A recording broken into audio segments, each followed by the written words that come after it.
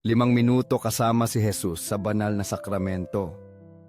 Sa ngalan ng Ama, ng Anak at ng Espiritu Santo. Amen. Mahal na Jesus, narito sa kabanal-banalang sakramento na nakakulong dahil sa pag-ibig sa mga tabernakulo sa buong mundo. Ikaw ay maamo at mapagpakumbaba, ngunit nakalimutan at pinabayaan din.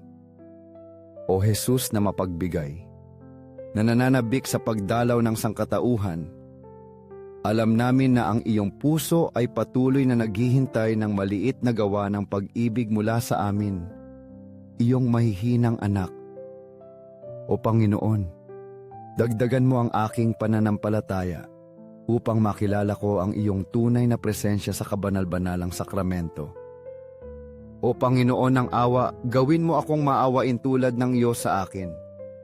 O Panginoon ng katotohanan, gabayan mo ako sa tuwid at matuwid na landas.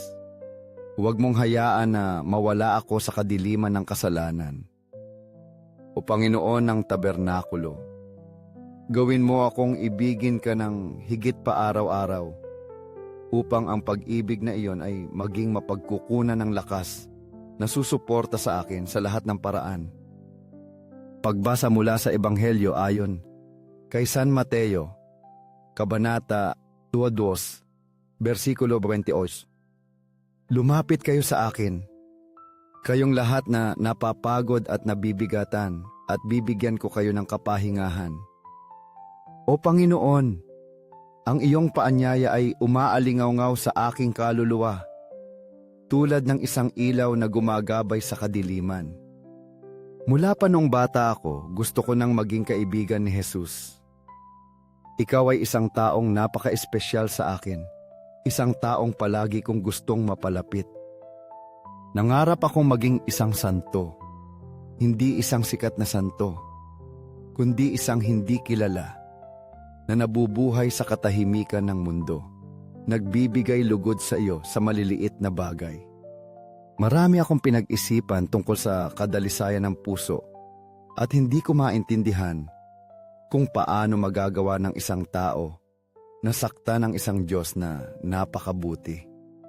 Para sa akin, ang Diyos ay palaging ang mapagkukunan ng kabutihan, ng kagalakan, ng liwanag na nagbibigay liwanag sa aking kaluluwa sa mahihirap na panahon.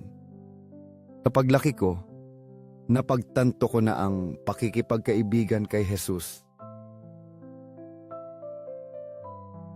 Eucharistia, ay hindi lamang isang ideya, kundi isang buhay na karanasan na kailangang mapanatili at mapangalagaan araw-araw. Sinubukan kong protektahan at alagaan ang pakikipagkaibigang ito sa pamamagitan ng pagpapanatili sa aking kaluluwa sa estado ng biyaya, paglayo sa kasalanan, at pagbibigay lugod sa iyo sa lahat ng oras. Naiintindihan ko na ang Diyos ay nagagalak sa ating pagtitiwala sa Kanya.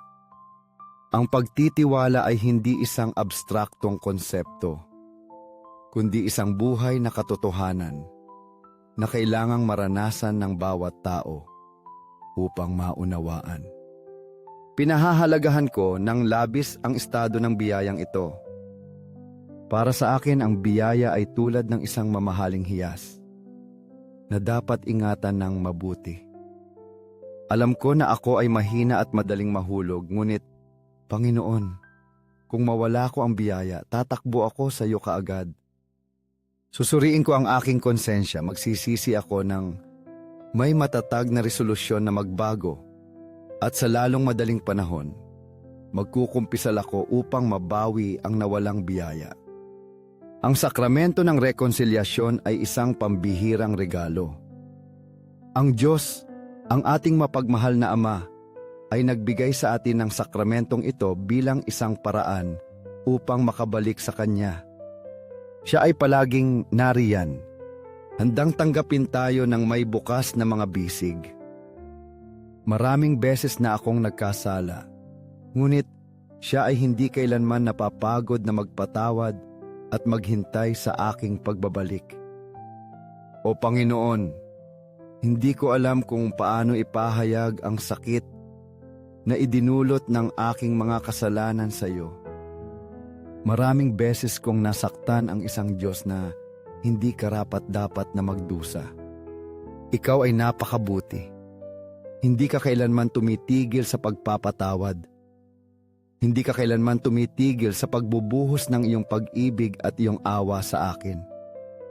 Binibigyan mo kami ng mga bagong pagkakataon upang magsimulang muli, upang mabuhay sa iyong liwanag at naghihintay ka ng may bukas na puso para sa araw na magkita tayo sa ipinangakong kaluwalhatian ng langit. Nagpapasalamat ako sa iyo, Diyos, sa pagiging aking Ama, ang Ama ng lahat. Sa langit at sa lupa, purihin at mahalin magpakailanman ang mapagmahal na puso ni Jesus, Eucharistia. Naniniwala kami sa tunay na presensya ni Jesus sa kabanal-banalang sakramento. Si Jesus ay hindi lamang narito sa simbolikong paraan, kundi tunay sa kanyang katawan at dugo.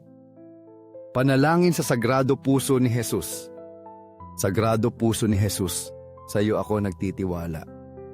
Sagrado Puso ni Jesus, nag-aalab sa pag-ibig para sa amin. Pag-alabin mo ang aking puso sa iyong pag-ibig.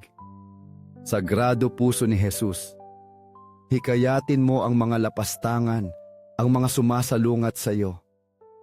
Sagrado Puso ni Jesus, gawin mo kaming ibigin ka at ibigin ka rin ng iba. Sagrado Puso ni Jesus, hikayatin mo ang mga makasalanan, iligtas mo ang mga naghihingalo.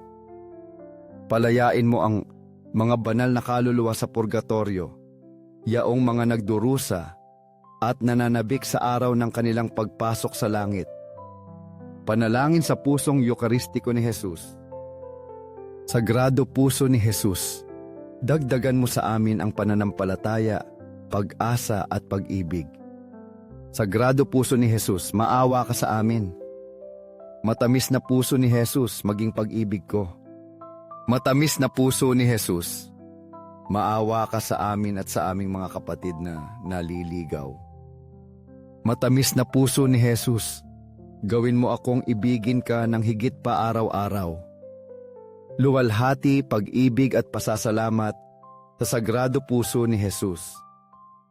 O puso na puno ng pag-ibig, inilalagay ko ang lahat ng aking pagtitiwala sa iyo.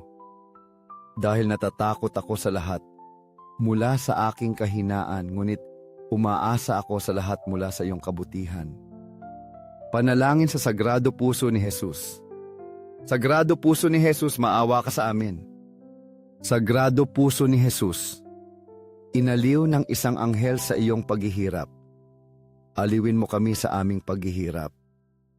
Sagrado Puso ni Jesus, naniniwala ako sa iyong pag-ibig sa akin.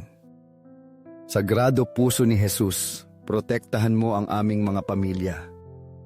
Sagrado Puso ni Jesus, maging kilala, minamahal at tinutularan. Sagrado Puso ni Jesus, dumating nawa ang iyong kaharian. Sagrado Puso ni Jesus, iniaalay ko ang aking sarili sa iyo sa pamamagitan ni Maria. Nawa ang Sagrado Puso ni Jesus ay mahalin saan man. Lahat para sa iyo, Sagrado Puso ni Jesus. Panalangin sa matamis na puso ni Maria. Matamis na puso ni Maria, ihanda mo kami ng isang ligtas na landas. Matamis na puso ni Maria, maging kaligtasan ka ng aking kaluluwa. Matamis na puso ni Maria, maging kaligtasan ka namin. Kabanal-banalang sakramento. Naniniwala ako, sumasamba ako, umaasa ako at iniibig kita. Hinihingi ko ang iyong kapatawaran para sa mga hindi naniniwala, hindi sumasamba, hindi umaasa at hindi nagmamahal sa iyo. Sa langit at sa lupa, purihin magpakailanman ang mapagmahal na puso ni Jesus, Eucharistia. O mapagmahal na puso ni Jesus, Eucharistia, purihin nawa ang iyong pag-ibig magpakailanman. Sa langit at sa lupa, Purihin magpakailanman ang mapagmahal na puso ni Jesus Eucharistia. Naway, ipagkaloob sa amin ni Jesus Eucharistia ang kapayapaan. Naway, ipagkaloob niya sa amin ang higit na pagmamahal sa Kanya. Naway palakasin niya ang aming pananampalataya upang mapagtagumpayan ang lahat ng pagsubok sa buhay at naway tulungan niya kaming mabuhay upang magbigay lugod sa Kanya sa bawat sandali. Amen.